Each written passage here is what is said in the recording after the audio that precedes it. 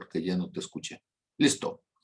Buenas noches, tengan todos ustedes. Qué gusto estar una vez más. Hoy es día miércoles 24 de marzo del año 2021. Hemos estado revisando en esta última serie, hemos estado revisando Apocalipsis con la idea escatológica de las cosas por venir, pero para poder saber las cosas por venir necesitamos entender el pasado. Pasado, presente y futuro se fusionan en una sola visión que llamamos eternidad. Entonces, tener una visión de lo eterno es entender de dónde venimos, hacia dónde vamos y por lo tanto, qué debemos de estar viendo aquí y ahora, qué debemos de estar haciendo. La tribu de Isaacar de Primera de Crónicas 12:32 nos dice que ellos eran entendidos en los tiempos, que sabían lo que Israel tenía que hacer y cuyos dichos seguían sus hermanos. Entonces, Mili ha estado preparando por ahí algo de Isaacar. En su momento, pues un día de estos, en lugar de que sea yo, va a ser ella para que se los diga en el contexto. Sabe más sabroso cuando uno se lo dice a gente directamente. Y entonces, para que algo que ella ya ha preparado se los pueda también compartir a ustedes desde la visión de lo que ella ha ido entendiendo de la tribu de Isaacar, que es el burrito.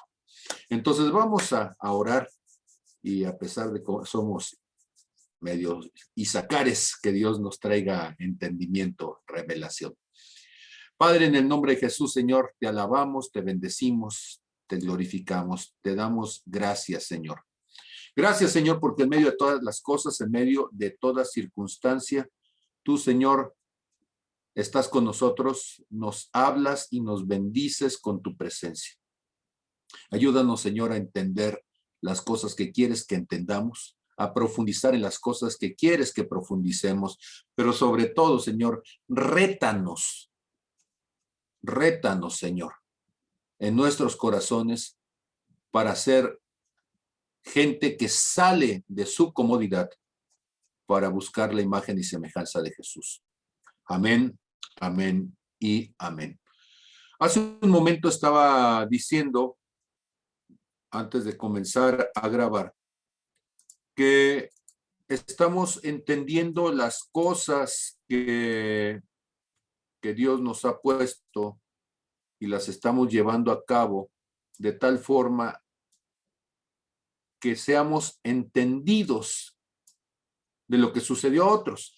Noten ustedes cómo no es algo que Dios hace únicamente en Apocalipsis. Si ustedes revisan Primera de Corintios capítulo 10, verso 1, el apóstol Pablo les está diciendo al pueblo de Corinto acerca de lo que sucedió en el pueblo de Israel, que estamos hablando de que para ellos habían sido cosas que habían sucedido, pues, algunos 2500 años antes de ellos aproximadamente, ¿sí? Entonces dice, porque no quiero, hermanos, que ignoréis que nuestros padres todos estuvieron bajo la nube y todos pasaron el mar y todos en Moisés fueron bautizados en la nube y en el mar y todos comieron del mismo alimento espiritual y todos bebieron la misma bebida espiritual porque bebían de la roca espiritual que los seguía y la roca era Cristo. O sea, todos ellos tuvieron la oportunidad de conocer al Señor, todos ellos tuvieron la oportunidad de ver milagros, todos de conocer a Dios desde el monte Sinaí, la columna de fuego, la voz que retumbaba, desde cómo los sanó de las serpientes ardientes, cómo les dio a comer maná, o sea, todos ellos vivieron milagros, todos ellos vivieron manifestaciones, todos ellos hicieron, ¿sí?, que sus familias caminaran en medio del mar cuando se abrió. Dice el verso 5, pero de los más de ellos no se agradó Dios, por lo cual quedaron postrados en el desierto. ¿Cuántos cruzaron de Egipto realmente a la tierra prometida? ¿Cuántos lograron cruzar el Jordán? De toda aquella generación que salió, solamente 2 cruzaron. Imagínense ustedes, de los 800,000 hombres, más sus esposas, más sus hijos, solamente 2 que fueron Josué y muchacho con nombre de perro, Caleb. muy bien. Entonces, iban a decir, ¿por qué eres tan grosero? ¿Por qué con nombre de perro? Bueno, porque en realidad Caleb en hebreo lo que quiere decir es perro. Así que si usted le va a poner un nombre a sus hijos, si le pone de perro, luego va a andar de pata de perro por donde quiera. Entonces, para que sepan nada más. Ok. Entonces, Josué y Caleb, solamente 2, cruzaron del desierto y llegaron a la tierra prometida. Entonces, de los más de ellos no se agradó a Dios, por lo cual quedaron postrados en el desierto. Por favor, noten el verso 6. Este verso 6 es importantísimo que usted lo considere, porque son de las cosas que uno dice, ay, pero eso le pasó al otro, porque el otro es el que se muere, el otro es el que se enferma, el otro es el que cae en desgracia, nosotros nunca, porque cuando uno va a un sepelio, el que se murió es el otro y nosotros nos regresamos del sepelio, y el muerto al pozo y el vivo al gozo, y entonces nosotros decimos, a mí nunca me va a pasar. Pues sí, pero tú vas a ser el otro de alguien más. Y de repente alguien va a decir, pero si ayer hablé con él, ayer estábamos bromeando. ¿Y cómo es que se murió? Estas cosas sucedieron como ejemplo para nosotros, para que no codiciemos cosas malas como ellos codiciaron. Y aquí nos da 5 ejemplos de cosas que ellos hicieron. No sean idólatras como algunos de ellos, según está escrito. Se sentó el pueblo a comer y a beber y se levantó a jugar. Segunda cosa, no forniquemos como algunos de ellos fornicaron y cayeron en un día 23,000. Tercera cosa, no tentemos al Señor como también algunos le tentaron y perecieron por las serpientes. Cuarta cosa, no murmuréis como algunos de ellos murmuraron y perecieron por el destructor. Y quinta, bueno, a ver, ya se me fueron. Idólatras, fornicarios, tentar, murmurar, ¿sí? Y la de codiciar, ¿sí? Y estas cosas acontecieron como ejemplo y están escritas para amonestarnos a nosotros, a quienes han alcanzado los fines de los siglos, ¿sí? El apóstol Pablo, entonces, al pueblo de Corintio, a la iglesia cristiana, al pueblo gentil, les está diciendo, aquellos eran judíos, aquellos fueron un pueblo escogido y de todos modos se murieron. Bueno, pues en Apocalipsis, Juan está diciendo lo mismo. Ojo, lo mismo que le dijo a los de Corinto, nos dice a nosotros. Allí están 7 iglesias y 7 iglesias, cada una de las cuales tuvo que enfrentar situaciones, cada una de las cuales tuvo entonces que darse cuenta de las cosas con las que tenía que batallar. Y bueno, nos vamos entonces a Apocalipsis, que en el capítulo 2, según lo hemos comentado, a partir del verso 12, el día de hoy vamos a ir platicando hilativamente sobre la iglesia de Pérgamo. Muy bien, entonces vamos a compartir la pantalla. La iglesia de Pérgamo. Y escribe al ángel de la iglesia en Pérgamo. Muy bien, entonces ahora en lugar de que yo les diga toda esta primera parte, esa ya le he dicho 2 veces, ¿qué significa? A ver, alguien que diga para los que no han estado en las clases anteriores, a ver, alguien que levante una manita y nos explique, aunque el profe sea gruñón, no es la idea gruñir a nadie. Allá, así lo hizo Dios al pobre tipo. Entonces, a ver, ¿quién me ayuda? ¿Qué significa el ángel de la iglesia? De acuerdo a las 2 clases anteriores. No pude poner la manita, pero significa mensajero. Ajá. También puede ser cualquier tipo de mensajero, pero también se refiere al líder o a un pastor de una iglesia, porque es quien lleva el mensaje a la congregación. Ajá. Y entonces no es un ser celestial con alitas necesariamente. No siempre. No siempre.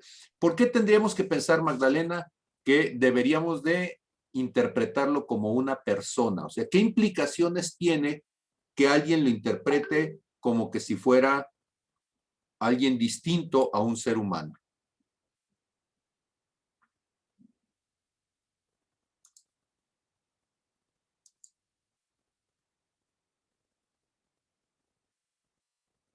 Ay, no sé, profe, no se vaya a enojar. Hagan la tarea, muchachos. Yo No, no es no cierto. estaba. Ay, sí. Ese día no estuve. Muy bien.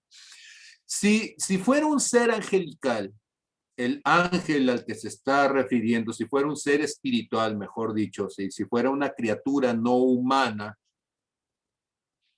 entonces el nivel de responsabilidad que nos tocaría a nosotros sería mínimo.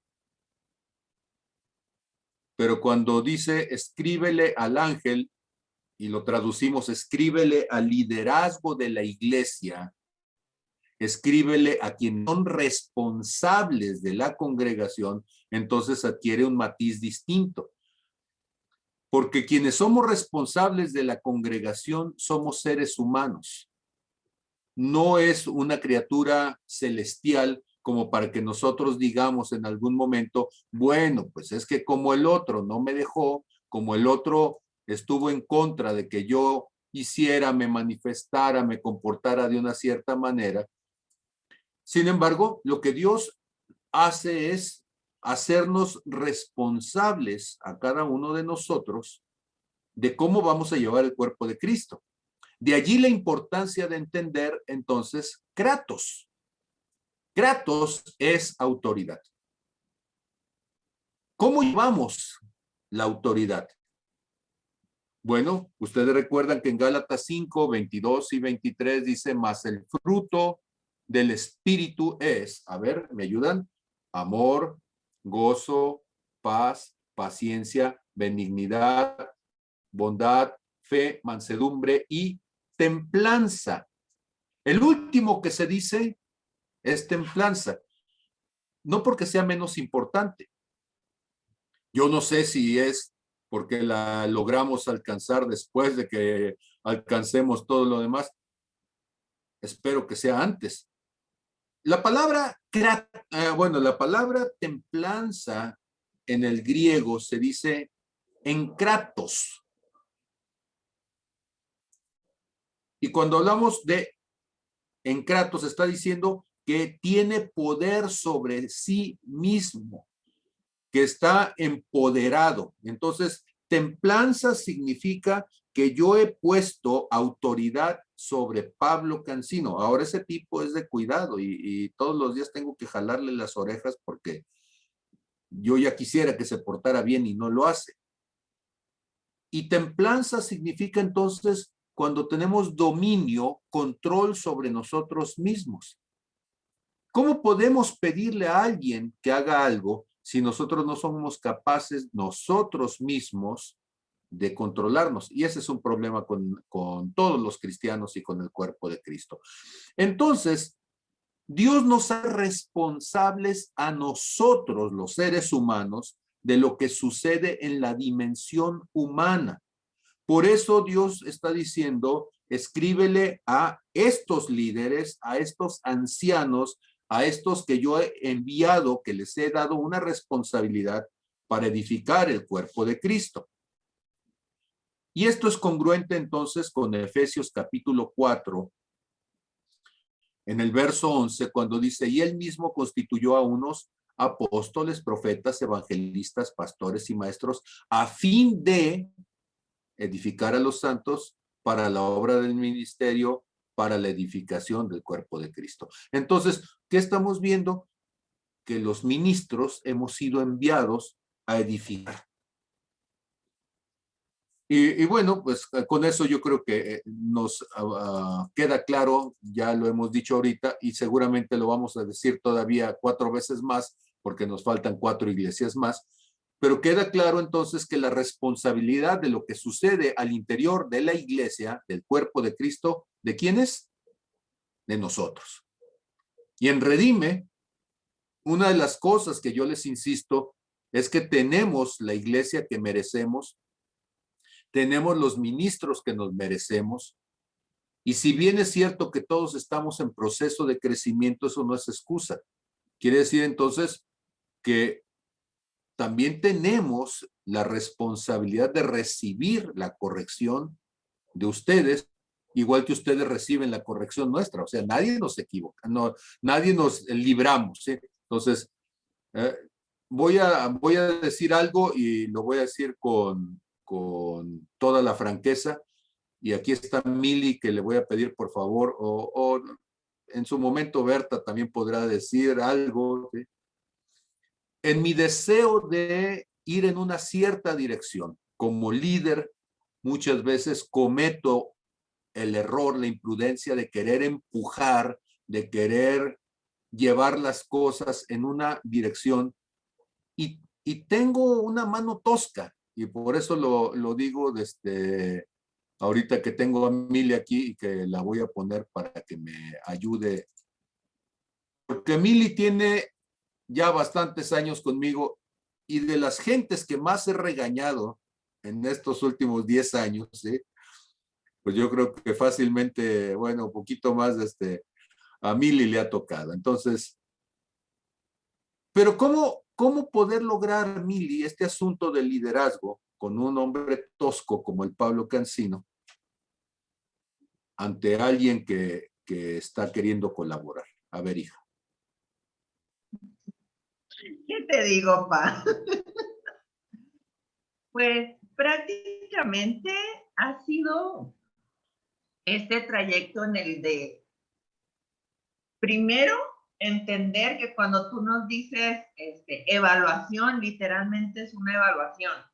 Cuando yo estaba acostumbrada a que el sacrosanto pastor iluminado decía y eso era todo, ¿no? Entonces, primero era entender eso.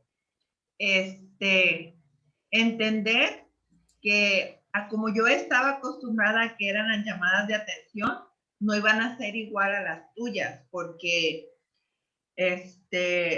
yo estaba acostumbrada a que si tú hacías algo te daba mucho miedo ir y contárselo a tu líder o al pastor, ¿no? Entonces te tenías que esconder porque te iban a sentar tus 2, 3 meses, si bien te iba, era poquito, y toda esta situación.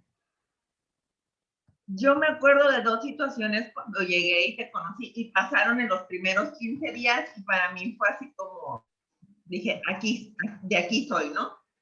La primera vez fue que yo veo en una reunión de líderes que llega Enriqueta, y ese es mi testimonio de toda la vida, yo creo que va a ser ese, y que llega muy tranquilamente y te dice, Pablo, te equivocaste. Y yo dije, no, ahorita ya la van a linchar, la van a sacar, la van a sentar un año por estarle diciendo al pastor que se equivocó. Y tú muy tranquilamente le dijiste, ¿en dónde? Y ya te dice, es que dijiste que este versículo dice esto, y no, ese es entonces el que tú nos dices dice esto. Y en automático, cuando empezamos, tú dijiste, ¿alguien más hizo la tarea? Y todos, no, pues todo bien, tranquilo. Y dice, entonces no lo hicieron, porque ya me dijo Enriqueta que me equivoqué y nadie más me lo dijo. Eso para mí fue como, órale, voy a tener la capacidad de decir, entonces esto no es correcto. Esa fue la primera. A la semana me dijiste, necesito que llegues temprano, hija, antes de la reunión. Llego y me dijiste, ven, siéntate, es que te voy a regañar. Y yo dije, no, ya, voy llegando y ya, sentada, 3 meses. Y la manera en la que me llamaste la atención fue preguntándome. O sea, sí, yo sé que 10 años de llamadas de atención, pero honestamente han sido llamadas de atención que han sido fundamentadas y me haces ver, o sea, no es te voy a regañar, no te voy a dejar hablar, sino más bien me dices, hija, a ver, estoy viendo esto, o qué tal con lo que dijiste la otra vez, ¿no? Entonces, esta primera llamada de atención, yo me acuerdo que cuando salí de ahí, yo dije, si así me va a regañar, que me regañe diario, ¿no? Porque eran llamadas de atención, pero lo hiciste con amor. Y ya en los últimos años, yo me acuerdo, en estos últimos 4 años, había situaciones que muchas veces yo te podía decir que me decías, es que hija, o sea, si Dios te dijo que hicieras esto, ya hazlo. O cuando me decías, te voy a correr si no te vas, porque me dijiste que Dios te dijo, y si tú no te vas, yo te voy a correr. En algún momento yo entendía que ese hombre tosco, una manera de mostrarme su preocupación y su amor para que yo lograra mi propósito era esa. Entonces, prácticamente estos 10 años han sido de conocerte a través de las pláticas y la regañada. Entonces, no sé, es ahí donde yo decido dejar de ser solo oveja y platicar contigo y Lulú y decirle, ¿saben qué? Esto yo quiero, pero quiero que lo hagan como papá. O sea, no solo quiero ser oveja. No le hace que me cueste, porque tú me decías, es que si te conviertes en hija, te voy a exigir más. Y fue cuando yo dije, no le hace, o sea, si me estás exigiendo como oveja para que yo logre mi propósito, para que encuentre mi identidad, para que sea quien Dios diseñó que yo sea, pues entonces sean mis papás, ¿no? Y en este proceso de decir, no le hace que me regañes más, pero quiero un papá espiritual que me lleve a lograr eso que Dios ha diseñado para mí. Gracias. Ahora, ¿por qué digo todo esto? Bueno, quiero pedir una disculpa pública, ¿sí? A todos ustedes, pero en particular a Lore, porque soy tosco. Y ese ser tosco a veces me cuesta recordar que la forma de percibir las cosas de otros pues es más sensible, y en mi deseo de querer ir en una dirección termino lastimando en el camino, así como cuando aquel hombre seguramente muy apasionado por Dios, Nehemías, quería hacerles entender a sus hermanos que no era bueno estar haciendo préstamos y sacar réditos de ellos, y como no le entendían, los agarró de las greñas y los arrastró. Entonces, de repente, pues termino poniendo alguna arrastrada, ¿sí? Y me disculpo en eso. ¿Cuál es la idea de poderlo decir? He estado en el contexto de la enseñanza y de la confrontación pues casi toda mi vida, y seguramente pierdo la dimensión de las personas, de las circunstancias, y de repente aquí en la clase pues hago una pregunta, y si alguien dice algo que pareciera que está en contra, pues parezco retórico y digo, no, no es así, o bueno, planteo el otro punto de vista, pero yo quisiera que me dieran la oportunidad de seguir trabajando con el carácter del Pablo Cancino, y bueno, pues en su momento esperemos que Dios nos vaya mejorando, ¿sí? Y bueno, pues lo hago pública porque públicamente tuve una actitud que fue equivocada para ella, y lo mismo voy a hacer este próximo domingo también. O sea, en público lo hice y en público lo reconozco, y es parte de lo que tenemos que hacer para tener los líderes que debemos, ¿sí? Y quise hacerlo mientras estaba hablando de lo que es el ángel de la iglesia, o sea, el responsable, porque es lo que se esperaría de acuerdo a lo que dice Apocalipsis, ¿no? Berta, te escuchamos. Sí, mira, quiero hablar porque precisamente en esa tosquedad, sí me tocó a mí que muchas veces yo acudí a buscarte, y había como un Pablo que me decía, pero es que tienes que entender, es que tu situación es esta, y me tocaba con respuestas que yo no comprendía, o me hablabas de cosas que yo no tenía el más mínimo conocimiento. Pero ¿a qué me llevó esto? A entender que yo no estaba preparada para esas respuestas, a entender que yo no tenía la capacidad en ese momento de asimilar lo que tú estabas tratando de enseñarme. Yo justamente todo el día estaba pensando en eso. ¿Cuántas veces estamos preocupados por no lastimar al otro, cuando a veces, aun cuando tengamos toda la intención de nuestro corazón de no lastimarlo, es necesario que de repente, yo, por ejemplo, en mi caso, era necesario que yo tuviera que tener cierta herida para poder crecer, tuviera que sentir el dolor dentro de mí para poder llegar completamente y rendirme delante de Dios de la manera que ahora lo estoy haciendo. Si alguien o si las personas que estuvieron en mi contexto no me hubieran dado la espalda o no me hubieran dejado sola como en ciertos momentos me vi, tal vez yo no hubiera llegado a esta búsqueda de Dios como tuve que llegar, pero muchas veces es necesario. Entonces podemos pedir las disculpas, pero siempre cuando Dios quiere tratar con nosotros de una manera especial, siempre va a haber alguna palabra, alguna cosa que la tomemos de manera personal, pero va a llegar el momento en que entendamos que es Dios queriendo tratar con nosotros. Y cuando seamos capaces de entenderlo, una de dos: o nos tiramos completamente y nos damos cuenta que somos semilla que cayó entre hojarasca y que se va a ahogar, o somos la semilla que se va a agarrar de entre las espinas para ayudarse a crecer. Pero ahí es donde realmente nos vamos a dar cuenta de ese crecimiento, porque a mí sí me tocó la tosquedad de Pablo, pero gracias a Dios y el trabajo que Dios estaba haciendo conmigo, aquí sigo. Y si Pablo no hubiera sido tosco y la semilla que Dios había puesto en mí no hubiera sido real, yo no estaría aquí. Entonces, quería compartir eso. Bueno, yo espero que Dios cambie los métodos entonces, porque pues el costo-beneficio parece que es alto, ¿no?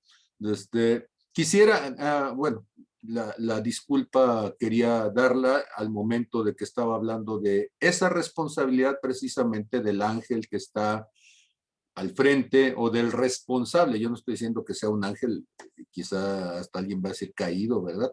Pero la responsabilidad de quienes estamos al frente y tenemos que ir en un caminar, en un mover, y en nuestro deseo de ir, lastimamos. Entonces, habrá que seguir confrontando al Pablo Cancino.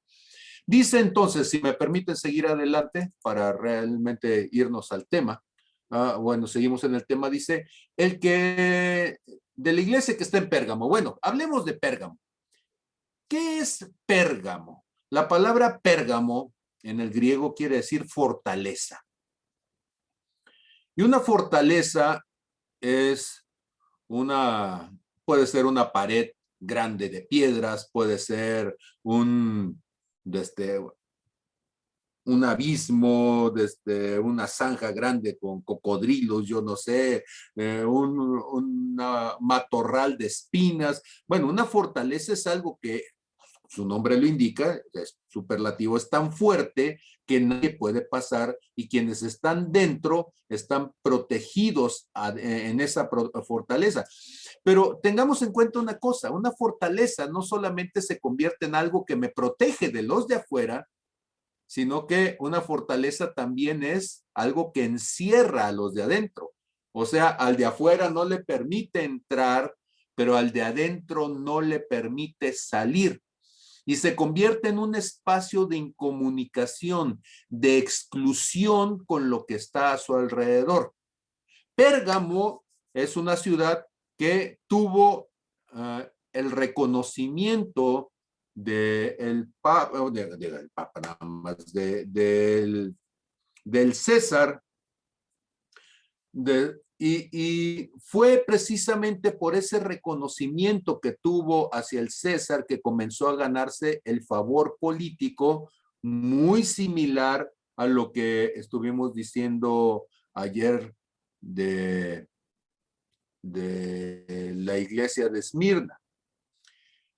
Pérgamo entonces tenía una gran fortaleza, tenía diferentes templos, pero tenía una cosa muy, muy curiosa para las ciudades de entonces, que era una gran biblioteca que tenía en ese tiempo probablemente unos 200,000 volúmenes, según algunos de los historiadores de la región, ¿sí?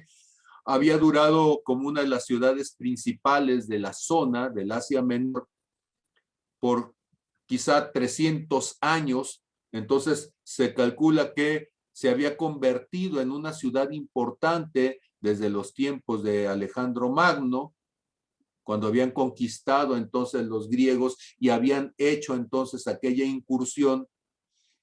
Y Pérgamo entonces se había convertido en una capital cultural, o dicho de otra manera, el espacio donde el conocimiento de la época se tenía, como en Alejandría, pero en particular sobre aspectos de medicina. Y entonces allí tenían un templo,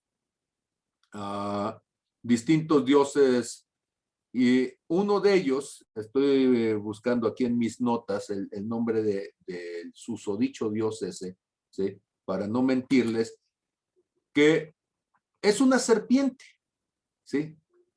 Esclepios, ¿sí? Y entonces, por eso, si ustedes recuerdan el símbolo de los médicos, hay una serpiente enrollada, no una serpiente como diría Woody, una serpiente en mi bota, no, ahí hay una serpiente enrollada en el báculo, y esa serpiente enrollada, una sola, representa, ¿sí? La serpiente de el pueblo de Israel. ¿Se acuerdan ustedes que en el monte, cuando vinieron las serpientes ardientes, Moisés fue y le dijo a Dios, y él le dijo, hazte una lanza, un asta con una serpiente, y el que la vea sanará?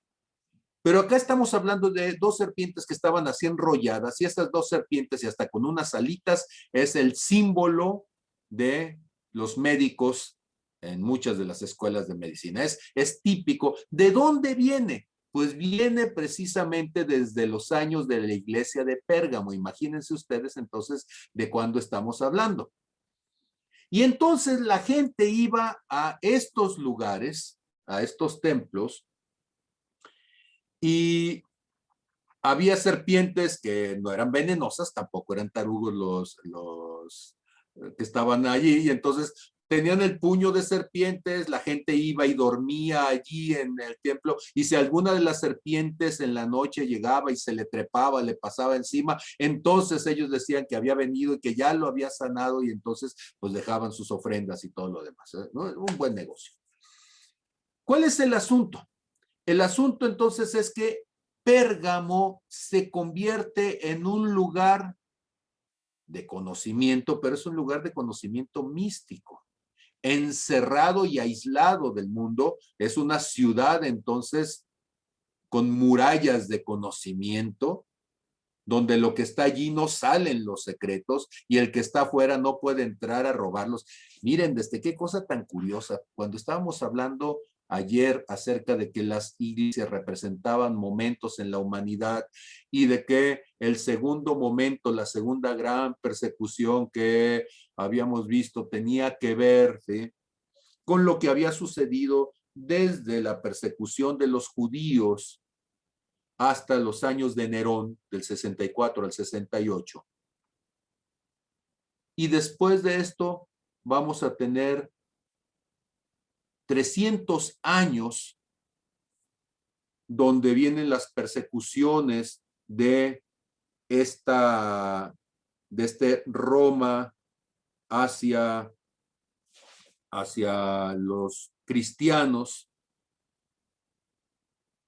Pero a partir de ese momento, ¿se acuerdan ustedes de Constantino el Grande? Constantino el Grande se convirtió en emperador alrededor del año 312.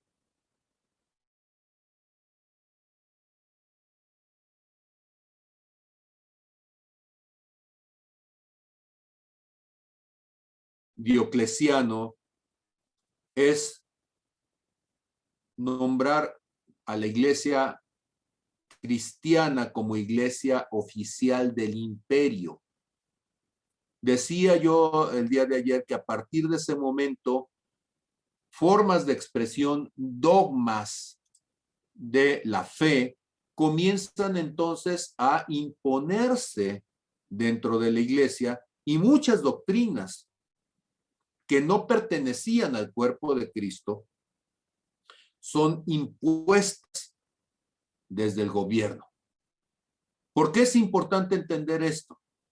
Porque allí es donde nace históricamente lo que llamaríamos nosotros la Iglesia Católica, con Constantino estableciendo una religión oficial que se estructura por primera vez con niveles de gobierno, que se estructura con una subdivisión geográfica, donde hay mandos de autoridad, donde hay entonces también comienza a haber una ley canónica, comienza a haber un canon escrito de tal manera de que la gente se ajuste a él. Se comienzan a introducir prácticas que fueron típicas de las expresiones de fe anteriores. Se le da un título a una persona para que esté al frente de toda esta iglesia, que es el sumo pontífice, que ese era un título que venía arrastrándose desde Babilonia. Se empiezan a comer un panecito redondo que los babilónicos lo daban, ¿sí? Los babilónicos y los egipcios lo levantaban al cielo para que fuera parecido al dios Ra, al dios Sol, y lo levantaban al sol para que el sol lo llenara de vida y después se lo comiera la gente y el solecito entrara entonces adentro de la persona, con una condición que la persona tenía que hacer primeramente confesión auricular, o sea, le tenía que decir sus secretos en el oído al sacerdote, y entonces de esta manera los sacerdotes tenían la información sustancial para con ellas poder controlar al pueblo. Bueno, todas esas son prácticas que durante los primeros 300 años del cristianismo no estuvieron presentes. Pero a partir de Constantino, todas estas prácticas de repente se oficializan hacia la llamada iglesia cristiana, y ahora esta iglesia cristiana oficial comienza a perseguir a los que, siendo cristianos, no están de acuerdo con este tipo de cristianismo. ¿Vamos bien? Y entonces hay que revisarle mucho por allí en Historia de la Iglesia. Entonces revisen, por favor, qué sucede con el cuerpo de Cristo a partir de Constantino. Divide a Roma en el Imperio Romano de Oriente, el Imperio Romano de Occidente. El Imperio Romano de Occidente tiene su cabeza en Roma como capital, y el Imperio Romano de Oriente se asienta sobre una ciudad que había sido fundada por Alejandro Magno 300 años antes de Cristo. Para entonces ya iban 600 años de historia de esa ciudad, y pues ni modo que se llame Alejandría, si era de Alejandro, cuando él se llama Constantino, y por eso le cambia el nombre y esa ciudad se llamó Constantinopla. ¿Vamos bien hasta allí? Ahora, si se hubiera llamado Pancho, pues sería Panchopla, ¿verdad? O alguna cosa así. Pero bueno, pues tenemos que entender entonces el sentido de por qué está poniendo a esta ciudad con este nombre. Pero noten ustedes una cosa que va a suceder que es similar a la iglesia de Pérgamo. Resulta que la iglesia de Pérgamo es una fortaleza donde se ha concentrado el conocimiento de la época, pero además se usa de una manera mística. Y en lugar que el conocimiento de la medicina fuera una manera de bendecir y de traer sanidad y libertad alrededor, pues lo que hacen es usarlo para su enriquecimiento. Yo sé que no me van a creer esto, ¿sí? Pero eso sucedió en el medievo también. Bueno, y ahí anduvimos nosotros metidos también, ¿eh? ¿Qué fue la vida monacal? ¿Qué sucedió en el medievo? En el medievo la iglesia se pertrechó y se convirtió entonces en la capital cultural y en la capital económica de cualquier núcleo de población. Las iglesias, los conventos, los eremitorios se convirtieron en espacios con muros, con fronteras. Era un mundo aparte dentro de las mismas ciudades. Entonces allí se hablaba latín sin importar lo que afuera se hablara. Allí se concentraba todo el conocimiento, se concentraban las riquezas, se concentraba. Fue más o menos en el siglo VII, cuando, si mal no recuerdo, en el concilio de Elvira, se determina que los sacerdotes no debían de casarse, las monjas, monjes no debían de casarse, porque al casarte tienes que dejar herencia, y cuando estás soltero todo lo que tienes finalmente se queda al interior para el usufructo de la organización de la iglesia. Y entonces el celibato es una buena forma de retener riquezas, es una buena forma de mantener a la gente con 3 votos: pobreza, castidad y obediencia, y en donde pobreza significa que no te pertenece nada, solamente te pertenece, no, de hecho nada. Eres tan pobre que ni aún tu propio cuerpo te pertenece. Tú eres una propiedad y eso te cosifica. Aún puedes perder tu nombre y ya no te llamas Pablo, ahora vas a ser el hermano Panchito, ¿sí? Porque hasta el nombre te cambian. Castidad, porque entonces no vas a ejercer tu opción de casarte, tienes que ser célibe, pero además dentro del celibato no tendrías que tener relación con nadie. Y obediencia, porque entonces te conviertes en alguien, en un siervo, donde entregas tu propia opinión, donde entregas tu propia voluntad. Ok. Entonces, Pérgamo, que es una fortaleza, se convierte en el modelo, desde mi punto de vista, de lo que va a ser parte de esto que vamos a llamar una iglesia que se está volviendo la iglesia medieval, la iglesia centro cultural y centro de poder de una estructura que después le vamos a conocer como el medievo. El que tiene una espada aguda de 2 filos. Ahora, recordemos que una espada aguda de 2 filos, pues puede decir varias cosas, ¿verdad? ¿Qué podríamos decir de una espada aguda de 2 filos? Pues podríamos decir, ¿sí?, como dice Hebreos capítulo 4, verso 12, porque la palabra de Dios es viva y eficaz y más cortante que toda espada de doble filo, ¿sí? Ustedes recuerdan. Que penetra hasta partir el alma y el espíritu y las coyunturas y los tuétanos y discierne los pensamientos y las intenciones del corazón. Bueno, el que está diciendo, el que puede penetrar tan profundamente en tu corazón para discernir lo que piensas, para revisar la intención que tienes.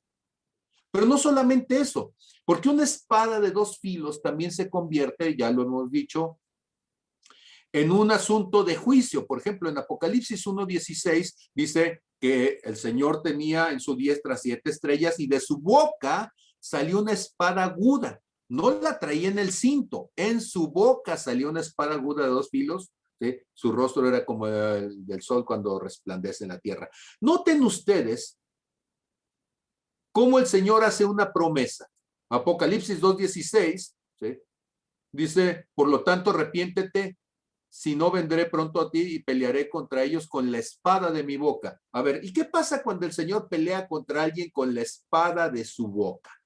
Bueno, en Apocalipsis 19, en el verso 15, dice, de su boca sale una espada aguda para herir con ella las naciones y la regirá con vara de hierro, y él pisa el lagar del vino, del furor y de la ira del Dios Todopoderoso. Y vemos la espada actuando en el verso 21, cuando dice, y los demás fueron muertos con la espada que salía de la boca del que montaba, y todas las aves se saciaron con las carnes de ellos. Entonces, ¿de qué está hablando la espada que sale?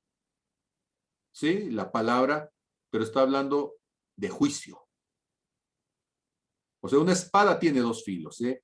Un filo para traer vida y un filo para traer muerte. Juicio significa aplicar la justicia de Dios, lo determinado de Dios. Y entonces, lo que está diciéndole a esta iglesia de Pérgamo, ¿sí? Es el que viene con la espada desenvainada, que caray, ya no me gustó, ¿sí?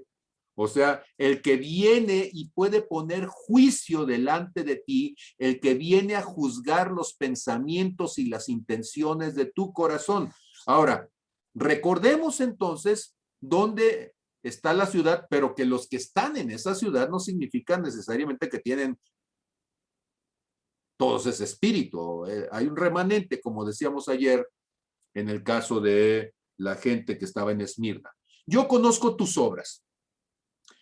Ya hemos dicho que decir yo conozco tus obras significa que yo he visto lo que has hecho, yo he visto la manera en que vives, yo he visto la forma en que te comportas, ¿sí? ¿Y dónde estás viviendo?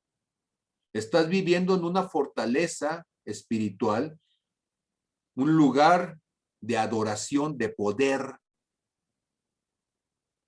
Y eso es conflictivo. Estás viviendo en medio de un pueblo religioso y mantenerte en medio de todo eso es difícil, entiendo. Pero ¿dónde está morando? Ojo, a la iglesia de Pérgamo le había dicho en la sinagoga de Satanás, pero a la iglesia, perdón, de Esmirna le había dicho en la sinagoga de Satanás. Pero a la iglesia de Pérgamo le dice donde está el trono de Satanás. ¿Cuál es la diferencia? No solamente estamos hablando de un lugar donde se adora. Un trono es un elemento simbólico de poder. Significa entonces que en el trono se sienta un rey, se sienta alguien con autoridad, alguien que ejerce el poderío, alguien que se enseñorea. Y entonces, esto va a ser más importante que lo entendamos porque finalmente es un reflejo histórico. Nosotros lo podemos interpretar desde allí. Y va a decir Goyo que estoy haciendo una exégesis. Bueno, históricamente vemos que hubo un momento histórico donde una iglesia se sentó sobre la supuesta enseñanza bíblica para controlar, tomar el poder, aprisionar, enseñorearse de la sociedad de su tiempo. Esa es la iglesia del Bajo Medievo. Es una iglesia donde todos los reyesuelos, ¿sí? Acuérdense ustedes que el Estado moderno no había comenzado, estaban todos divididos y en esas pequeñas fracciones que eran reinos pequeños con constantes batallas, con constantes guerras, allí tenemos entonces a una iglesia que termina enseñoreándose de todas. Y los papas, los padres de la iglesia tradicional de Occidente, del catolicismo, dicho claramente, eran reyes temporales con ejércitos armados y que usufructuaban con la fe.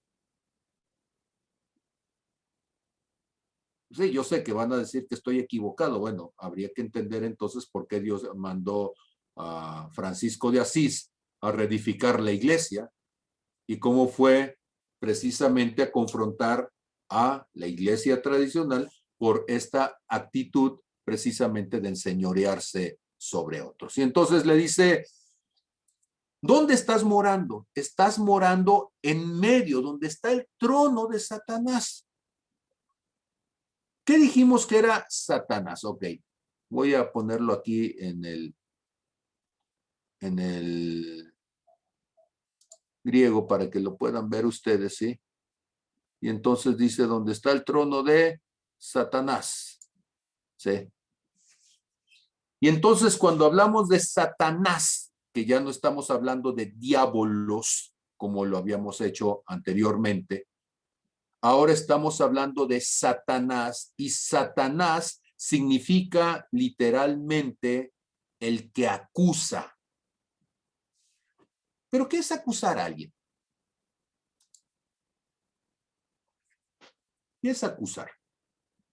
Porque el término, pues, nos suena, pues, conocido, pero quizá no entendemos lo que significa acusación.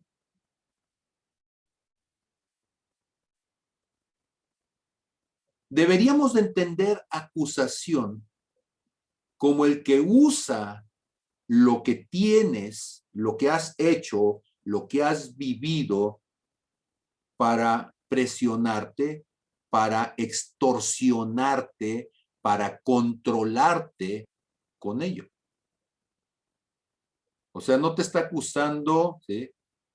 Decir, él fue, no, te está diciendo, si no lo haces, no solamente todo el mundo va a saber, si no lo haces, no vas a tener el panecito. Si no lo haces, no vas a tener entrada, ¿sí? A mi cielo particular. Si no lo haces, no vas a tener entonces mi bendición. Entonces, para que entendamos el contexto bíblico de la palabra, tendríamos que entenderlo como el que extorsiona al otro, como el que chantajea al otro.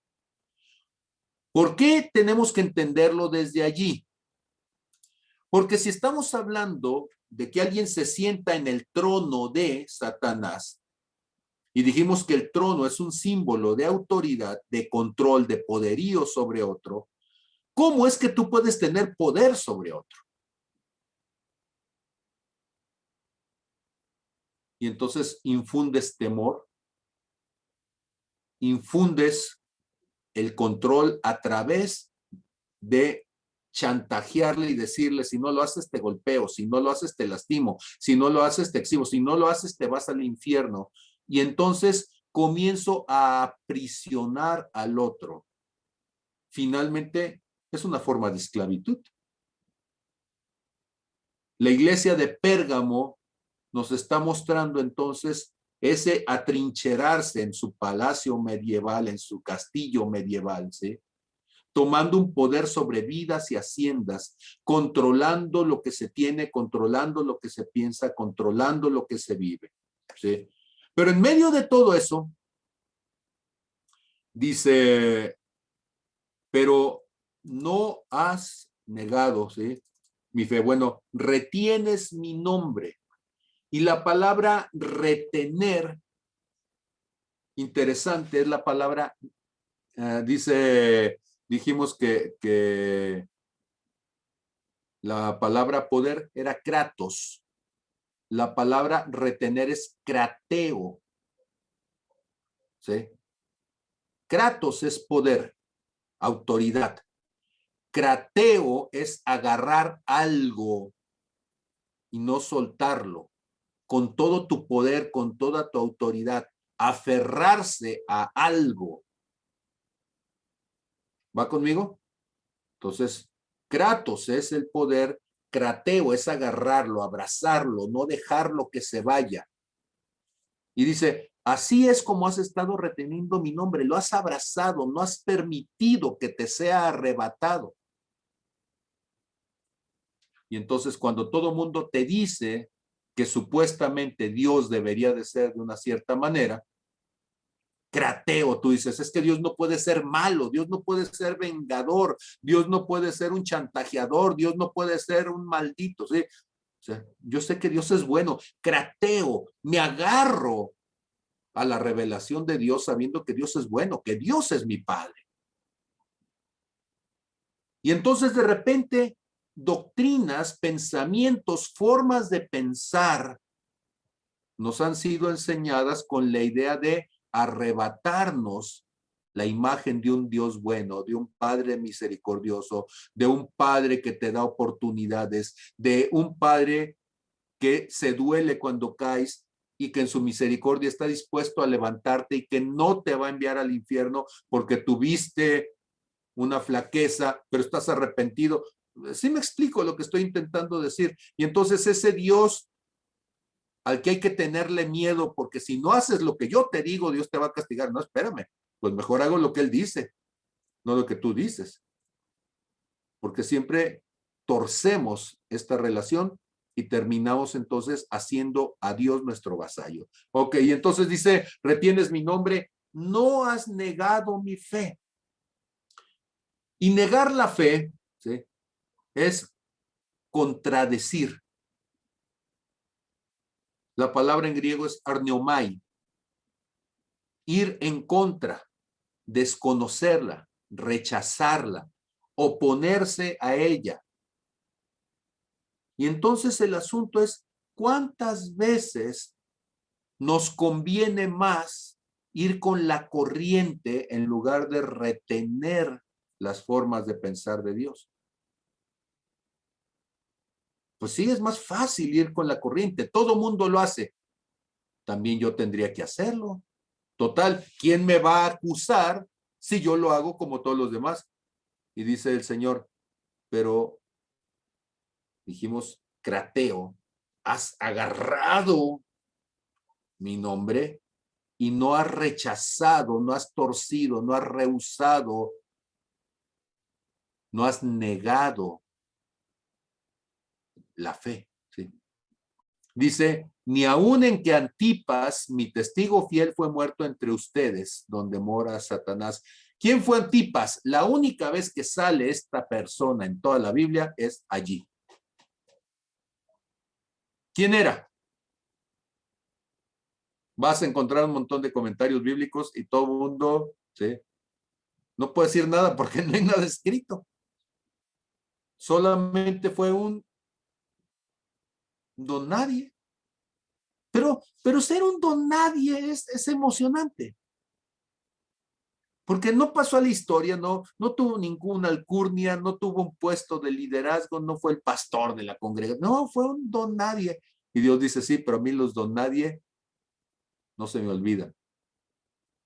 Fue alguien que su testimonio, su manera de vivir su fe fue tal que terminaron matándolo por causa de su fe. Un don nadie que se opuso a la manera dominante, que no se dejó arrebatar su fe. Bueno, ahora dirían un fanático. Bueno, nosotros diríamos un mártir de la fe. No era alguien que llenaba estadios, no era alguien que estaba al frente, no era alguien conocido. Simplemente era un profundo creyente. Antipas. Pero curioso, porque además la palabra Antipas, anti significa en contra. Y según su etimología, Antipas podría significar el que se opuso a su padre. Y dice uno, entonces era un hijo rebelde. Bueno, ¿se acuerdan ustedes cómo este guerrero que salió con 32,300?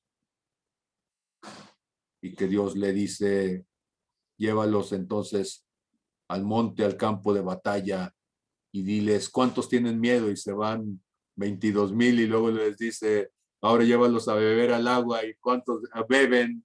¿Sí? Ayudándose con las manos, y esos son 10,000 y los saca, y nada más le quedan un puñito de 300 contra un montón de madianitas, ¿sí?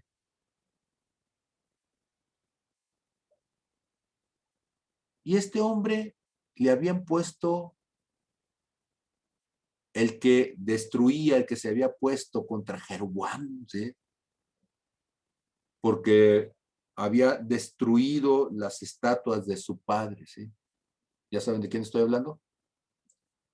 Cuando estaba chico le decía Gedeondito, ¿sí? Ya cuando fue grande ya fue Gedeón, ¿sí? Entonces, pues Gedeón se opuso a su padre, se opuso a la religión de su padre, ¿sí? Y cuando todo el pueblo fue a querer matar a Gedeón, su padre, ¿qué dijo? Miren, él se peleó con el Dios, y si el Dios tiene algo contra él, pues que se lo cobre el Dios, pues ¿ustedes qué? ¿Sí? ¿De qué se ofenden? Se opuso contra mí, pero yo no me siento ofendido por lo que él hizo honrando a Dios.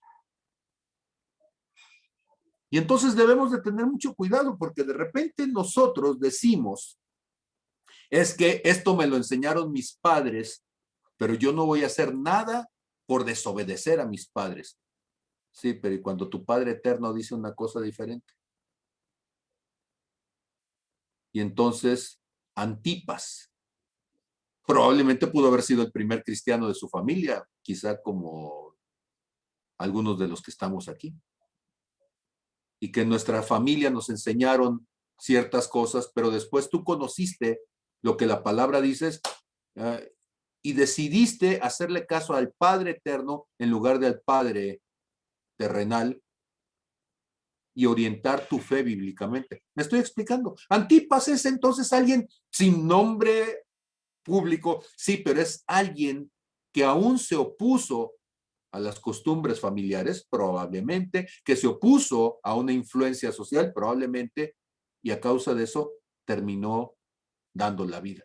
Eso es lo que está sucediendo con muchos musulmanes que son Antipas.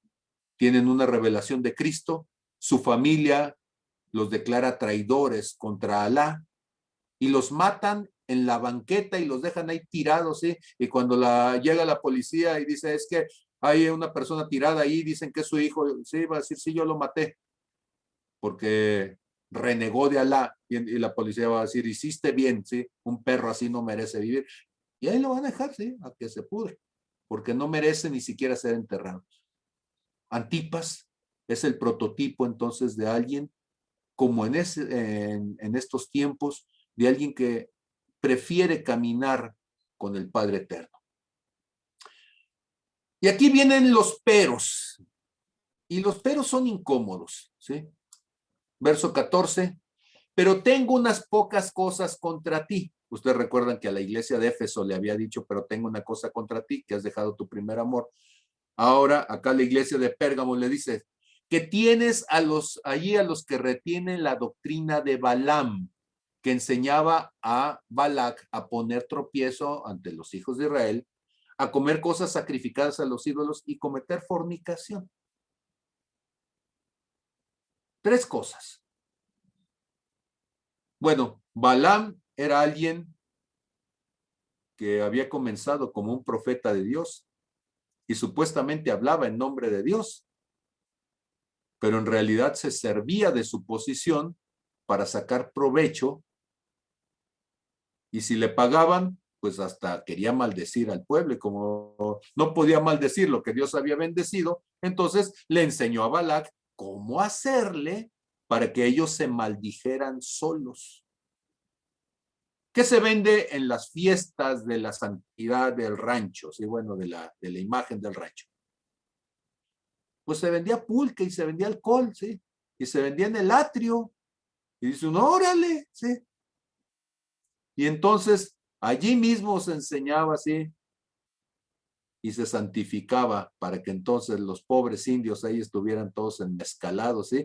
Y que fueran pues un pueblo borracho y un pueblo incapaz, un pueblo ignorante, pues es más fácil de controlar y de manipular, ¿sí?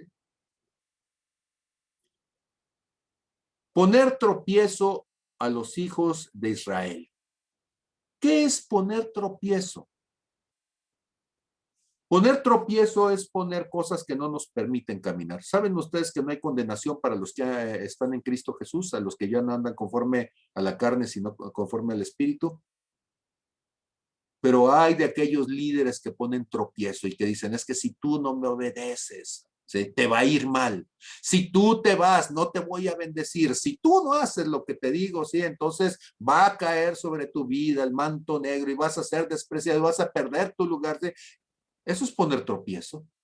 porque la gente no puede caminar espiritualmente, porque entonces lo que está sucediendo es que están siempre luchando por no ofender a Dios con cosas que seguramente Dios no las dijo de esa manera. Tropiezo para que la gente no sea libre, tropiezo para que la gente no tome decisiones, tropiezo para que la gente no se atreva a pensar por sí misma, tropiezo para que la gente no cuestione.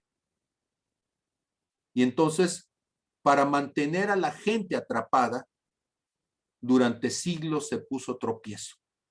La ignorancia como arma, porque el ignorante no se da cuenta, el ignorante no puede. Quitarles también la capacidad de enfrentarse físicamente y convertir a la gente en cobarde. ¿Por qué? Porque entonces, si tú tienes un cierto nombre, un cierto poder, no te voy a poder decir nada. Balaam se ve reflejado entonces en estos supuestos hombres de Dios. Balaam es un supuesto profeta que pone tropiezo a su propio pueblo. Les enseña a comer cosas sacrificadas a los ídolos. ¿Sabían ustedes que el pueblo de Israel fue enviado a los 70 años de esclavitud por haber caído en idolatría, por no haberle puesto y dado su lugar a Dios? Y que los judíos ortodoxos han pasado de 2500 años desde aquello, ¿sí? Y siguen ellos sin tolerar cualquier símbolo, cualquier imagen de idolatría. ¿Cómo es posible entonces que si el cristianismo surge de una herencia judeo que se vuelve en Cristo occidental, cómo es posible que seamos un pueblo idólatra? ¿Quién enseñó entonces a poner ídolos? Y un ídolo es alguien que se pone en el lugar de Dios, se le reconoce y respeta como Dios, aunque no tiene el poder de Dios. Un ídolo es aquel que nos controla por el temor, por el deseo de que suceda algo en nuestras vidas. Y entonces llenamos de imágenes, llenamos de ídolos, llenamos de supersticiones, llenamos de figuras que al ponerse en el lugar de Dios nos impiden tener una relación directa con Él. Y dice, y a cometer fornicación. Y cometer fornicación significa romper el pacto que Dios tiene. No solamente te digo que la fornicación existe, no, te digo, ve y hazlo. Por ejemplo, no matarás, pero ¿cuántas cruzadas se hicieron y fueron y se mataron gente que no tenía nada que? El no robarás, y cuántas veces se levantaron en nombre de Dios a robar, a saquear. ¿Cuántas veces en el nombre de Dios quienes poseían la autoridad iban y tomaban a las muchachas vírgenes, ¿sí? O aún el derecho de la primera noche, la prima nocta, para acostarse con ellas, muchas veces embarazarlas, para que entonces quitarle la honra a los varones y demostrarles que ellos eran los que mandaban, ¿sí? Y entonces, fornicación no solamente es acostarte con alguien, fornicación es romper el pacto que tienes con Dios y generar entonces una conducta donde Dios se vuelve aborrecible. Dice, y tienes también a los que retienen la doctrina de los nicolaitas, la que yo aborrezco. Los nicolaitas. Pues si ustedes recuerdan, estos nicolaitas, hemos dicho, allá me voy a ir a Hechos capítulo 6, donde se escoge a los 7 diáconos. Y entonces cuando nombran a los 7 diáconos, los historiadores consideran que este Nicolás, que era un prosélito de Antioquía, fue quien había logrado tener una conducta que mostraba que era un hombre que podía ser fiel en el cuerpo de Cristo, que era digno de confianza. Se le dio entonces reconocimiento. Pero ¿qué es lo que se supone que sucedió? Bueno, pues este creyente falso, ¿sí?, comenzó a aprovechar su posición y a usar su posición para controlar. Ahora, es muy curioso los nombres, las etimologías, ¿sí?, porque Nicao Laos significa el que conquista el pueblo, el que controla el pueblo.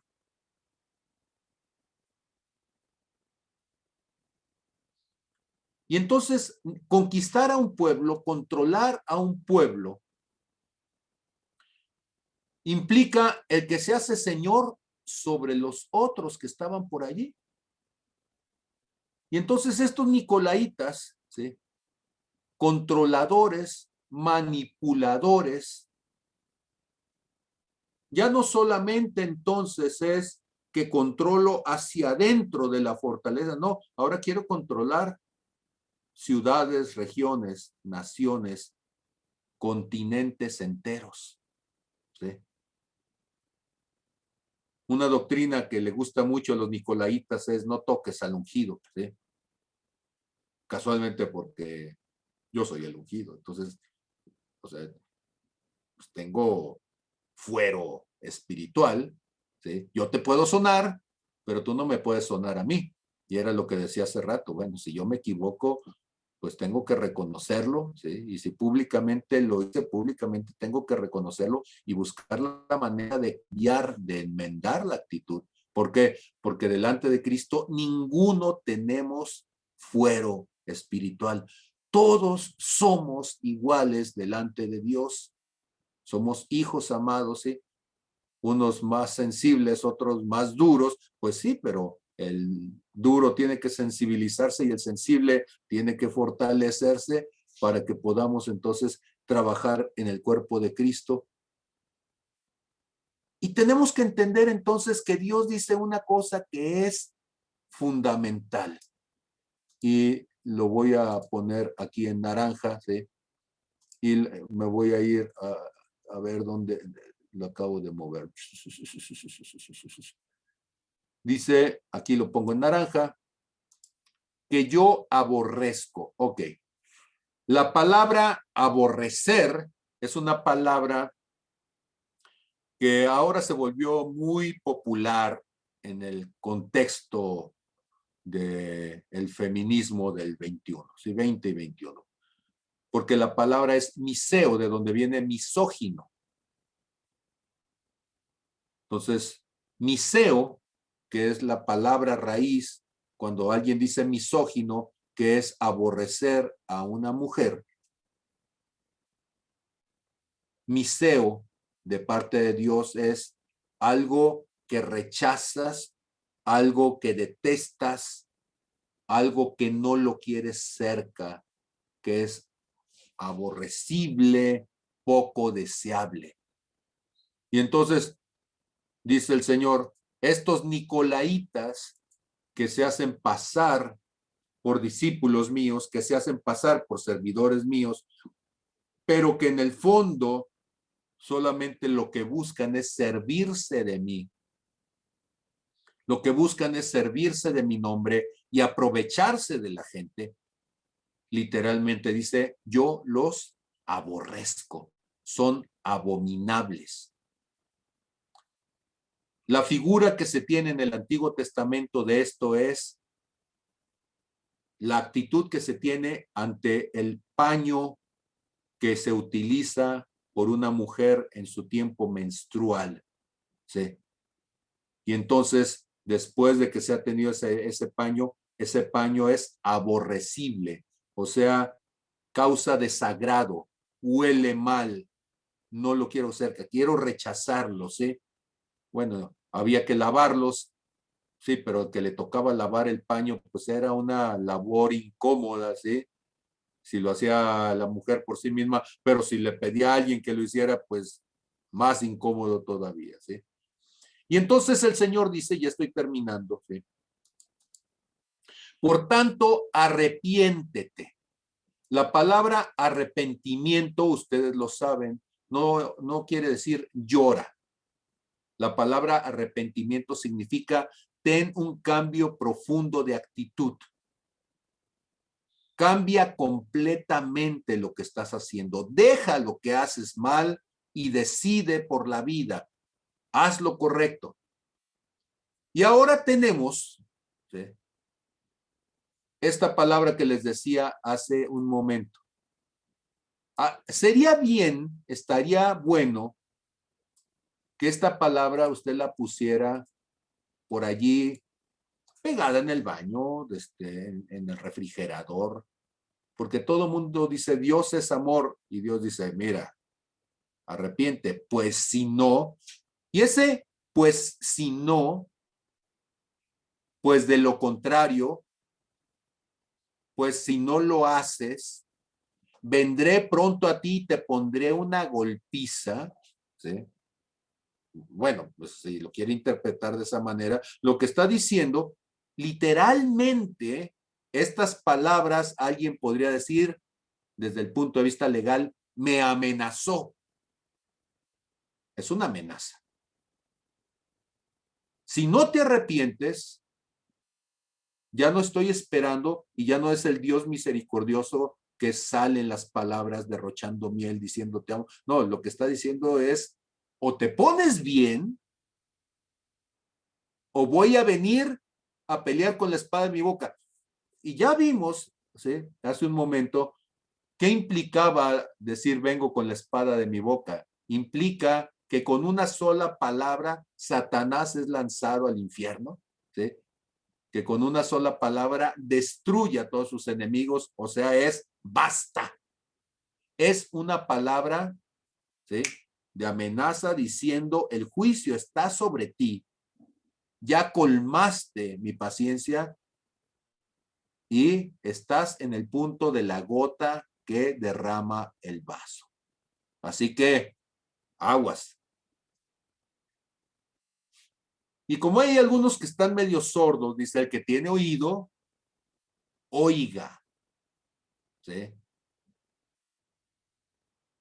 Estos versículos, cuando uno los escucha, tienen que venir a traer el equilibrio entre el Dios de amor, apapachador, y dice, sí, yo te levanto 7 veces 7 o te perdono 70 veces 7 de... Sí, pero Dios dice basta. Al que venciere, daré a comer del maná escondido. O sea, al que venciere, como estaba diciendo arriba, ¿sí?, que retienes mi nombre, que no has negado mi fe, que aún en medio del martirio, ¿sí?, dice, le daré de comer del maná escondido. ¿Quién es el maná escondido? El maná es el pan del cielo. Y Jesús le dijo a los judíos que él era el pan del cielo. Te daré de comer de mí, el pan de vida. Y te daré una piedrecita blanca, ¿sí? Cuando mis hijas estaban chicas en su cumpleaños me decían, o en Navidad, ay papá, ¿qué nos vas a comprar? ¿Sí? Y yo les decía, una piedrecita blanca, ¿sí? Y de hecho yo en mi cajón tengo una piedrecita blanca con Apocalipsis 2:17, ¿sí? Porque esa piedrecita blanca, acuérdense ustedes de que la piedra, ¿sí?, en el Antiguo Testamento es un símbolo del corazón, ¿sí? Y cuando nosotros entonces entendemos de la piedrecita blanca, de lo que estamos diciendo es de un corazón que ha sido limpiado, de un corazón que ha sido blanqueado, de un corazón, ¿sí?, que ha sido cambiado, y estaba buscando el versículo, ¿sí? Es Ezequiel capítulo 11, verso 19.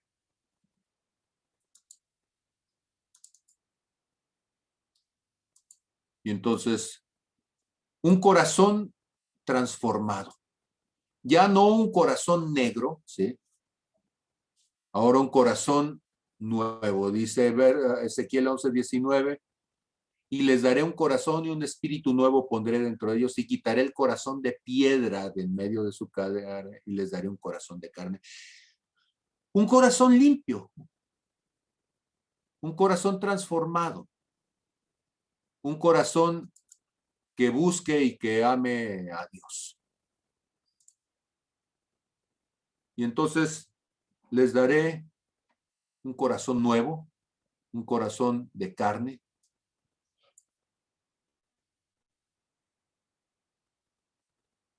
Regreso a los versículos entonces para ir terminando, ¿sí? El cual ninguno conoce sino aquel que lo recibe. Lo que está diciendo es, y tendrás una intimidad conmigo que cosas que ojo no vio, ni oído escuchó, ni han subido al corazón de ninguna otra persona, yo te he preparado para ti, porque tú me amas. Amén. Pues esta es la iglesia de Pérgamo. ¿Qué piensan ustedes acerca de esto?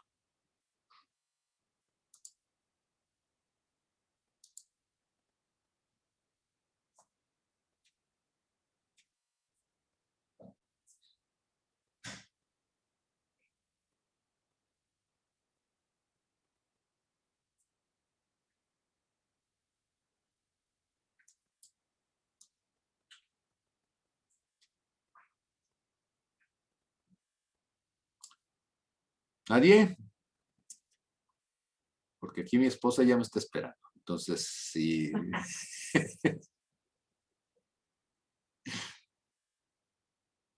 Para que saludes. Yo me sentí un poquito perdida hoy porque creo que tengo muchas fallas con el internet, entonces escuché por pedazos. Entonces me esperaré a la grabación.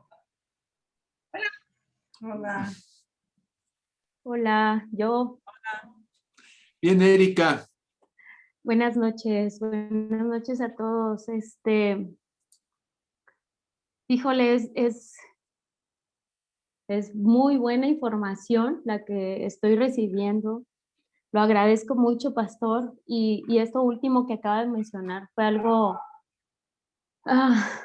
me hizo recordar cuando yo estaba, cuando yo me acerqué a mi padre. Recuerdo que yo sentía puro amor, lo sigo sintiendo, pues, pero de pronto había personas que tienen más tiempo estudiando la palabra y me decían, es que es un Dios, bueno, yo también conozco de Dios que es un Dios que castiga. Y yo decía, pero ¿por qué dicen eso? ¿No? O esta parte del temor, ¿verdad? O sea, a mí me costó mucho entender cuál era el concepto como tal, ¿no? Porque pues yo venía también desde un conocimiento donde me decían que era un Dios castigador, pero cuando yo llego a él, pues era para mí puro amor. Y entonces ahora mi concepción ha cambiado porque obviamente ya hay una palabra que ha estado trabajando conmigo, ¿no? Y ahora ya puedo entender entonces que no es solamente un Dios de amor, sino es un Dios, es un padre amoroso, pero también es un padre que nos está dirigiendo, ¿no? En esta vida. Y entonces aquí lo que pone en mi corazón es que entonces tendremos que eh, hacerlo a su manera o hacerlo a su manera, ¿verdad? Es obediencia o es obediencia. No es a mi forma ni como yo quiera, sino es a su manera, porque ya está escrito en la palabra y también porque Él es un Dios de amor, pero si en realidad quiero conocer a ese Dios y a ese Padre en amor, entonces lo principal es mi obediencia ante lo que me está diciendo en Apocalipsis que va a pasar, y entonces, ¿por qué me tengo que esperar? ¿no? Es pronto o es hacer las cosas de una manera pronta. Me ha enseñado a hacer las cosas de esta manera, pronta y presta sobre todo. Primero presta y luego pronta. Entonces, pues para mí, yo lo agradezco mucho, pastor, porque la verdad, como le decía en un inicio, yo desconozco Apocalipsis completamente, pero sí veía cómo a las personas les generaba tanta ansiedad, por ejemplo, a mi primo, y pues no sabía cómo entenderlo yo o cómo poder tener una palabra para él desde mi concepción o lo que yo he aprendido y lo que Dios ha puesto en mí, ¿no? También. Y yo le agradezco mucho, pastor, mucho por todo esto. Gracias, buenas noches. Gracias, Erika. Buenas noches. Hago el comentario nada más al respecto, que esa es la visión del Pablo Cancino, ¿sí? Entonces, la mejor visión va a ser la que usted tenga en su propia relación con Dios, seguramente. Y bueno, lo que tenemos que hacer es estar buscando. Ahora, ¿por qué yo lo he entendido de esa manera y así lo explico? Porque cuando el apóstol Juan lo está diciendo en el año 100, nos está ayudando a entender qué va a suceder en los siguientes años de la iglesia, ¿sí? Las 7 iglesias de Apocalipsis nos habla del tiempo de la iglesia con el que se completa el tiempo de los gentiles. Bueno, es este espacio entre el tiempo de los gentiles, ¿sí? Y en su momento llegaremos a la profecía de las 70 semanas de Daniel. Y de las 70 semanas de Daniel, ustedes saben que son 69 las que se cumplieron hasta la muerte de Jesús, 483 años, y luego hay una pausa de 7, miren qué calidad, por eso lo creo así, donde están estas 7 iglesias, y posteriormente viene el tiempo en que el cuerpo de Cristo es quitado y regresa a cumplirse el Antiguo Testamento, las 7 semanas que faltan, que son 7 años. Muy bien, tengo la participación de Fernando, discúlpame Fer, pero tenía calchano entre tener las cosas puestas en pantalla, no vi la participación, no sé si todavía quieres participar.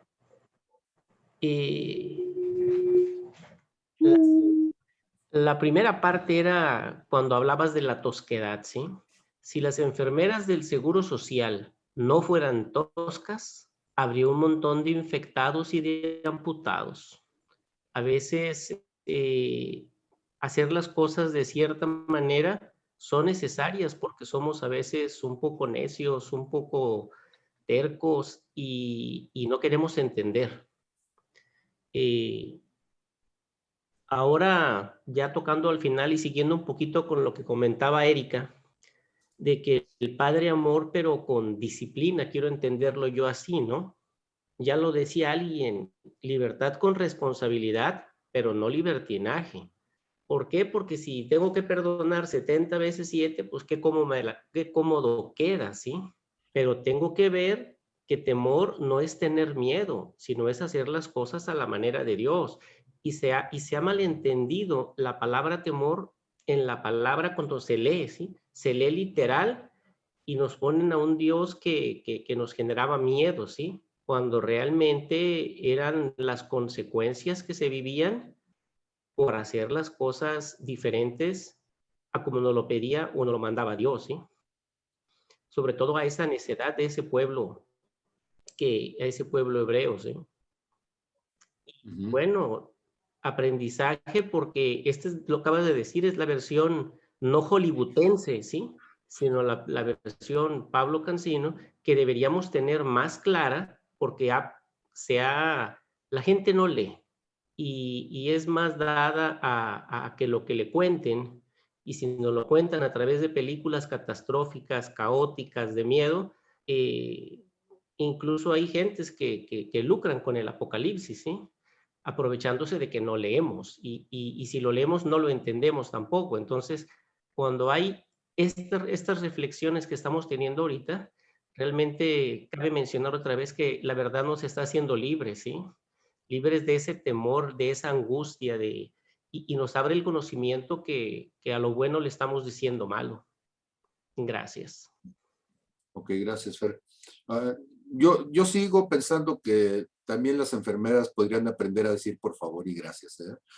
Sí, sí, o sea, creo que lo amable no quita lo valiente, lo cortés no quita lo valiente, y sí es un área en donde yo debo de crecer. Entonces, para mí la reprimenda no viene de alguien más, viene de Dios, ¿sí? En el sentido de que sí sé que soy tosco. No es la primera vez que me sucede, me ha sucedido a lo largo de toda la vida. Pregúntele a mi esposa, más de una ocasión me ha tocado reconocer que hay mejores formas y a veces las olvido. Entonces está bien. De mi parte yo contento de que Dios me recuerde que es importante hacer esto sin dejar de hacer aquello. La otra cosa, recordarles, Apocalipsis es un libro de un papá diciéndole a su hijo, no te preocupes, van a pasar estas cosas, esto es lo que vas a ver, pero no tengas miedo, ¿sí? Nos está diciendo por dónde están los hoyos para que uno camine por la orillita, ¿sí? ¿Dónde están las áreas de peligro para que uno no se resbale allí? Nos está hablando de situaciones en donde otros tuvieron conflicto para que nosotros no lo tengamos. Y entonces por eso es tan importante tener una visión, una perspectiva positiva y saludable, ¿sí? Por eso es importante Apocalipsis. Y si tomamos estas iglesias como un análisis histórico de lo que sucedió con el cuerpo de Cristo desde la muerte del Señor Jesús hasta nuestros días, pues cuando lleguemos a la iglesia de la Odisea, que dice soy rico, me he enriquecido y de nada tengo necesidad, y el Señor le dice, pero tú no sabes que eres una pobre, ciega, miserable y desnuda, bueno, pues más nos vale que lo veamos con toda buena perspectiva y digamos, está bien, Señor, muéstranos cuál es nuestra verdadera condición. No queremos, Señor, tener un lugar apantallante. Queremos tener corazones apantallantes para ti, Señor. No nos interesa que nadie se impresione por nuestras instalaciones. Lo que queremos es que nuestro corazón realmente manifieste tu presencia donde quiera que vayamos. Profeta Reina, te escuchamos. Hola, buenas noches, soy yo. Pastor Neftalí. Aquí estamos los dos. Muy bien. Yo no tengo tanto que llegué porque hoy doy claves a policías celestiales.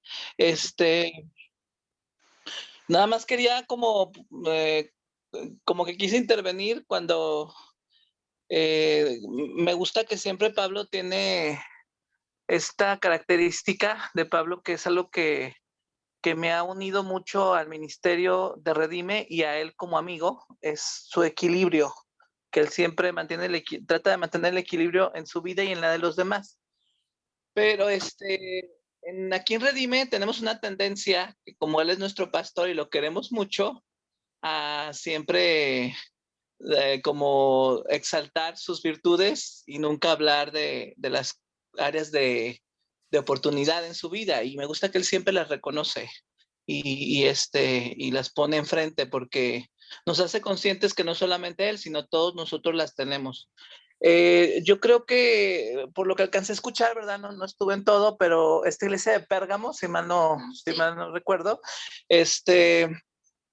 sí tiene estas características. De hecho, todas las iglesias tienen una llamada de atención fuerte, pero en este específico sí hay una llamada de atención en cuanto a este abuso de la gracia que había en ellos. Pero sí creo que lo que yo quiero como poner en la mesa con ustedes es que también la reprensión es amor. O sea, como que no podemos decir a ese Dios amoroso y a ese Dios que reprende porque es lo mismo.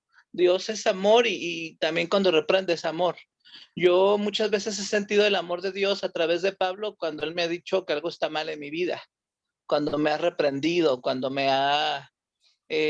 por ahí escuché una vez que Pablo decía que Dios le había dicho a él que su identidad era una daga romana, si mal no recuerdo, que por cierto no se usan para matar, generalmente se usan para sanar. Y curiosamente yo sí creo que eso es Pablo, o sea, en mi vida muchas veces esa daga que se ha metido ha sido más para sanar que para herir, ¿no? Y esta es la cuestión, que a veces no valoramos esa otra parte de Dios a través también de sus hijos, que es esa reprensión a tiempo. Y perdón, no lo quise dejar pasar porque como que notaba algo de confusión, como que pudiésemos estarnos, en lo que escuchaba pues que participaban, como hacer una diferencia entre lo que es la disciplina de Dios y el amor, y es lo mismo, o sea, no podemos separarlos. Disciplina de Dios también es amor. Un padre que disciplina también ama a sus hijos, de hecho así lo dice la Biblia. Gracias, perdón. Sí, no, no hay problema. Ahora, yo insisto, sí, agradezco el gesto, pero lo cierto, por eso insisto en esta parte, ahorita te paso la palabra, Anaí.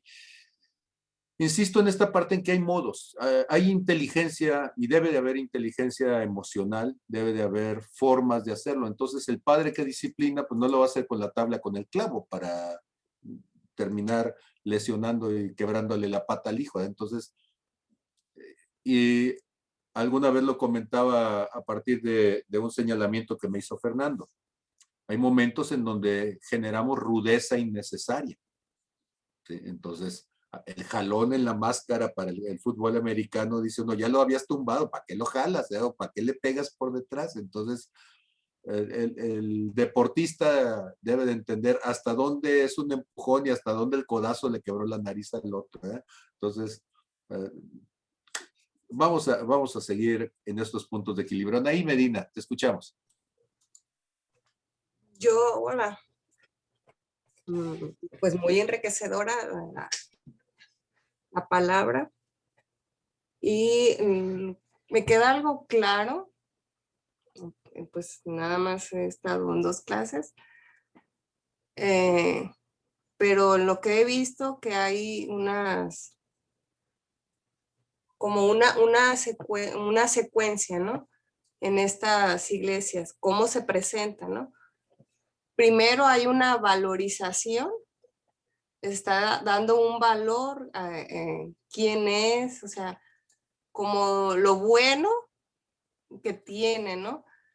De ahí viene una observación, que lo podemos ver, ayer comentaban, ¿no? Nada más en la iglesia que ayer vimos, Esmirna, que no le observó nada, ¿no? Pero en los demás sí hay una observación. Están observando algo y cierra con un consejo. Él está dando un consejo, nos está recomendando algo, ¿no? A partir de la recomendación. Y creo que eso, o sea, lo podemos ver en un buen líder, ¿no? O sea, en la valorización siempre va primero, ¿no? Siempre exaltamos o se va diciendo lo bueno que tiene, ¿no? Incluso para dar bendiciones también se da lo bueno, ¿no? Y de ahí, pues, ¿qué hay, no? O sea, ¿qué estamos viendo, qué estamos checando, ¿no? Y eso me recuerda mucho, pues, a lo que tú haces, ¿no? O sea, si eres esto o lo otro, pero, o sea, estás diciendo la observación que se tiene que marcar y de ahí el consejo. Y algunas veces al trapito, ¿no? Pero creo que eso marca el liderazgo, ¿no? Yo así lo estoy viendo, o sea, cómo tienen este patrón y cómo a cada iglesia se le da de acuerdo a lo que necesita, ¿no? Y lo comparo como en la iglesia o como seres, pues a cada quien se le va a dar lo que necesita de acuerdo a la situación donde esté. Incluso me quedé analizando lo de ayer, lo de Esmirna, porque muchas veces no nos esforzamos, ya estamos muy cómodos, y me quedé reflexionando en lo de ayer, que a veces no hay como ese valor, ¿no? Que tenemos, dónde estamos para seguir modificando ciertas conductas, ¿no? Eso sería todo de mi parte, pues agradecerte el esfuerzo que haces por compartirnos todo ese conocimiento. Gracias. Gracias por estar también, Ana. Pues muy bien, nuestra tarea. ¿Cuál es nuestra tarea? ¿Hasta dónde dejamos que las cosas se mezclen? ¿Cuánto es demasiado excremento para que 1 litro de agua esté contaminado? O sea, yo sé que eso suena tosco de mi parte, como todo, pero ¿cuántas aguas supuestamente purificadas que están en nuestro contexto resulta que tienen restos de heces fecales? ¿Sí? Pero como el porcentaje es chiquito, bueno, pues la gente ni siquiera lo va a oler y así te lo venden, ¿sí? Entonces tienen oxiuros, ¿sí? Y pues esos son parásitos, son aguas que no están tratadas, pero como a la vista no logramos percibirlos, ahí están. Entonces, tengo contra ti que mantienes gente que tiene una doctrina que no es correcta, que se aprovechan de la gente, que toman el lugar, que toman mi nombre. Yo creo que nuestro cristianismo merecería ser pasado por una planta purificadora de vez en cuando, ¿sí? Tomar algunas muestras y mandarlas al laboratorio y revisar y decir, a ver, ¿cómo estamos y qué estamos haciendo? Yo no quisiera que Redime nunca se convirtiera en un lugar en donde lo que dice alguien que está al frente sea la palabra final de lo que implique el mover de Dios. Y necesitamos generar entonces un espacio donde podamos estar seguros de que el que se mueve es Dios, que no estamos manipulando, que no estamos controlando, que no estamos queriendo imponer una visión humana para beneficio de alguno en particular, porque a ese en particular le conviene. Entonces, pues yo les animo a que sigamos con esta perspectiva, y como decía yo desde hace rato, ¿sí? Si alguien está equivocado, y ese es el Pablo Cancino, está bien, hay que jalarle las orejas, no le hace, ¿sí? O sea, no tiene por qué ofenderse ni lastimarse, ¿sí? Y si podemos hacerlo mejor, aunque sea una pequeña cosa, sí, pero una pequeña cosa, una pequeña locura, hace que se pierda el respeto de alguien que es tenido por sabio. Una pequeña mosca echa a perder el perfume del perfumista. Y tenemos que aspirar a llegar a la estatura del varón perfecto. El problema no es la posición, el problema no es la supuesta autoridad, el problema está que mientras no sean las cosas como Cristo las haría, todavía tenemos un espacio de oportunidad para crecer. ¿Sí? Y hacia allá vamos. Esta próxima semana tenemos en Semana Santa, entonces vamos a tener miércoles, jueves y viernes nuestros tiempos espirituales en la tarde de las 5 a las 8. Vamos a estar físicamente acá en Tepic y vamos a estar transmitiendo en vivo. Vamos a tratar de hacer un experimento ahí, Neftalí y yo, a ver cómo nos sale, ¿sí? Porque no lo hemos hecho. Este domingo vamos a hacer el primer experimento y si no sale, pues mejor lo hacemos de una manera distinta. Pero lo que quiero pedirles entonces es que estemos listos y dispuestos. Vamos a hacer una especie de corte de caja. Todo lo que hemos estado diciendo ahorita con Apocalipsis es parte de ese corte de caja, ¿sí? Con menos tiempo y mucho más resumido. Pero ¿cuál es el cristianismo que estos 2000 años hemos visto, ¿sí? ¿Qué es lo que no queremos? Y no porque digamos somos mejores que nadie, no, simplemente no queremos agraviar a Dios y queremos un compromiso de que vamos a hacer todo lo que esté a nuestro alcance para generar un espacio, un lugar en donde sea Dios y no las personas quienes se llevan la honra. Y espero contar con sus corazones para entonces poder llegar a eso. Entonces, tenemos que revisar, como dice Alma, ¿sí?, todas nuestras áreas de oportunidad todos los días para llegar a la estatura del varón perfecto. Dios les bendiga a todos. Gracias por su amor, su misericordia. Gracias por lo que siempre hacen. Y síganle jalando las orejas al Pablo Cancino, que le eche ganas y se porte bien. Dios les bendiga. Hasta luego.